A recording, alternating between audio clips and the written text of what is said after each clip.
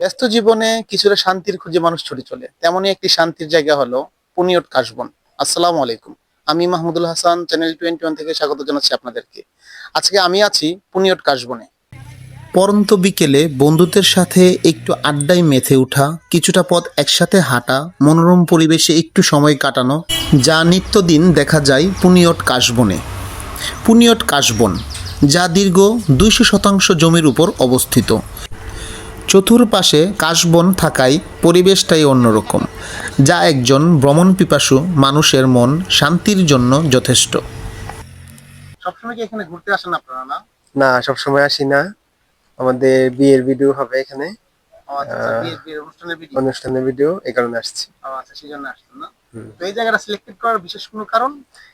এই যে শরৎকাল, সাদা মেঘ, নীল আকাশ, পাশাপাশি কাশফুল, এজন্য। আপনার জন্য শুভকামনা রইল। এই দীর্ঘ কাশবনের মাঝখানে অবস্থিত একটি মনোরম মসজিদ, যার সৌন্দর্যের কারণে এবং চারপাশের প্রচুর পরিমাণে কাশবন থাকার কারণে মসজিদের সৌন্দর্য দ্বিগুণ আকারে বৃদ্ধি পেয়েছে।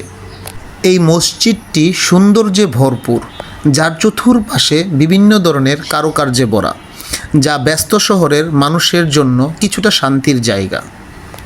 আমরা অনেক ব্যস্ত মানুষ, যার কারণে প্রতিদিন আসতে পারি না, তারপরেও মাঝে মাঝে আসি আনন্দ উপভোগ করার জন্য। এখানে অনেক ভালো লাগে না? এখানে অনেক ভালো লাগে, প্রকৃতিটা অনেক সুন্দর। এই বিস্তর ভূমি জুড়ে শুধু কাশবন থাকায় কিছুটা অপ্রীতিকর ঘটনাও মাঝে মাঝে ঘটে, যে ব্যাপারে স্থানীয় পুলিশ প্রশাসন খুবই তৎপর।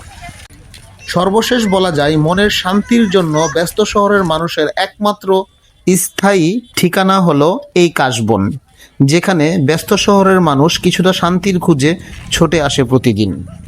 ছিল আমার করা সর্বশেষ তথ্য। পুনিয়ট কাশবন, ব্রাহ্মণবাড়িয়া।